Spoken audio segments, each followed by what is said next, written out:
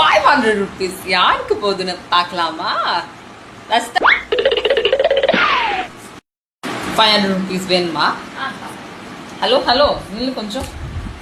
அதுக்கு முன்னாடி நான் ஒரு கொஸ்டின் கேட்பேன். அந்த கொஸ்டினுக்கு மட்டும் நீ கரெக்டா ஆன்சர் சொல்லிட்டேன்னு வச்சுக்கோ, இந்த 500 rupees உனக்கு தான். ஆனா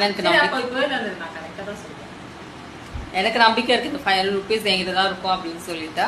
சரி, இப்போ டேரக்டா நம்ம கொஸ்டினுக்குள்ள போயிடலாம். விக்கியோட அப்பாவுக்கு மொத்தம் 5 பசங்க இருக்காங்க. அது ஃபர்ஸ்ட் பையன் பேர் 10 ரூபாய், செகண்ட் பையன் பேர் 20 ரூபாய், தேர்ட் பையன் பேர் 30 ரூபாய், ஃபோர்த் பையன் பேர் 40 ரூபாய். அப்போ ஃபிஃப்த் பையன் பேர் என்ன? சொல்ல 50 ரூபாய் அப்படின்னு சொல்லி நான் இது 500 லூஸ் பண்ண விரும்பல. விக்கியோட அப்பாவுக்கு 5 பசங்க. ஸோ 4 பசங்க பேர் சொல்லிட்டேன். அப்போ 5வது பையன் விக்கி தானே.